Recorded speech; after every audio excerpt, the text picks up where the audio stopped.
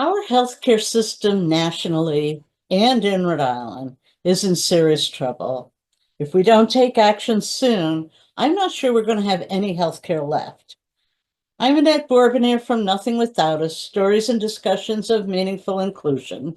I am a 70-ish-year-old woman with short gray hair, dark blue rimmed eyeglasses, and I'm sitting in a power wheelchair. If you like these episodes, please subscribe, leave me a like, and definitely a comment. Tell your friends, it's really important. They can subscribe for free. You can subscribe for free. There are paid tiers that have extra benefits, but the main series is available for free. So I warned about the healthcare systems on both the state and federal levels for several years. Healthcare has been taken over by greedy corporations.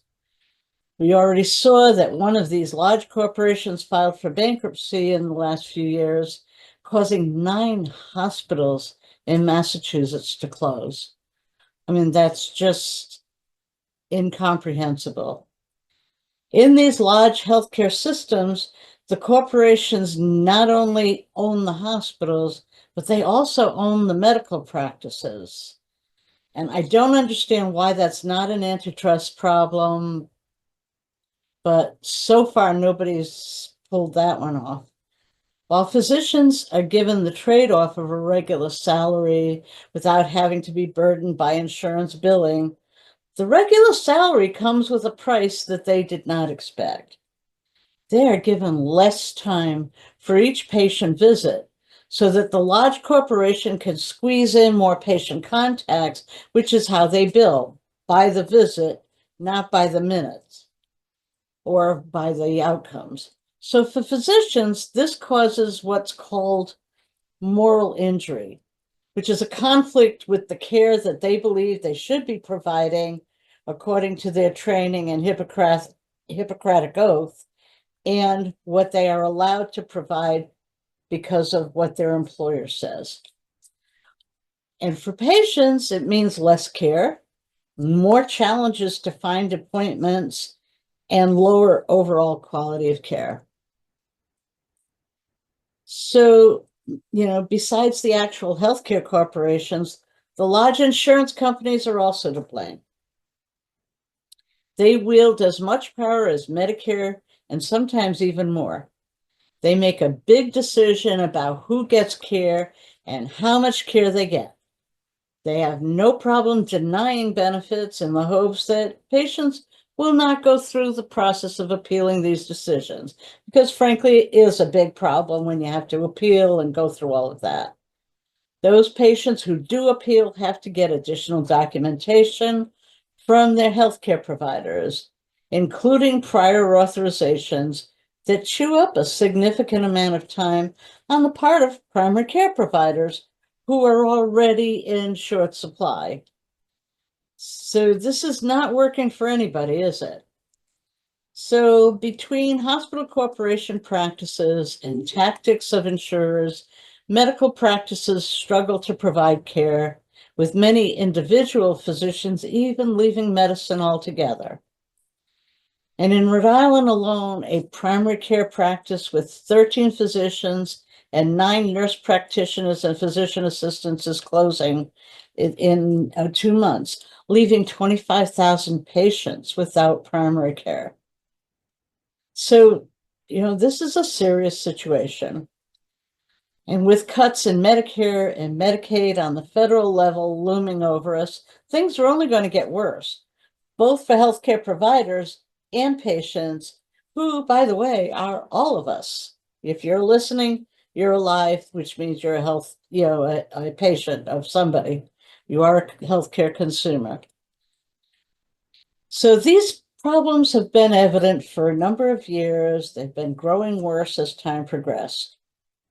Several solutions are bandied about, many of which would be helpful in recovery after we get rid of all the problems right now, but really don't stand a chance of providing a long-term solution unless we address the root cause of this mess. And that's what we really need to do, is fix this really terrible mess in the healthcare system. So and this is my opinion, so, take it, but think about it, please. I believe the solution has two parts. I think it's time to disempower the health insurance companies by moving to a single payer system. When people talk about Medicare for all, though, I start shaking all over because, let's face it, Medicare does not function well, especially not if you have a disability or any kind of long-term condition. So, a single payer system has to function outside of partisan government control as an independent entity, much like the Federal Reserve System does now. It would have the power to manage costs, the provision of services, and innovation in healthcare. I do think that's workable, but it cannot be part of what Congress does. I mean, there have to be some ways to limit government control. We can't have presidents like the orange-faced monster deciding, oh, I don't like what this guy's doing, so I'm going to fire everybody. We just have to be able to protect it from that. At the same time, large medical corporations should be broken up. Hospitals should not own medical practices, which should be free to be competitive in the market, subject to the regulations of the independent entity that oversees the insurance. So, without the need to balance multiple payers and multiple sets of regulations, independent medical practices would be able to be self-sustaining and responsive to their community with all its cultural diversity. Now, I recognize these ideas would need a lot of fleshing out, and I invite everybody to, contribute, bring ideas, send me your comments on ideas. I would especially like to see some health economists try to look at it this way and test it out, see what the models would show. It is time for a radical change to our healthcare system because this is not working. In his research in developing countries, the Nobel Prize-winning economist Amartya Sen noted that countries, no matter how poor they were, if they provided two things to their citizens, they sustained greater economic growth than other countries around them, including countries that were already richer.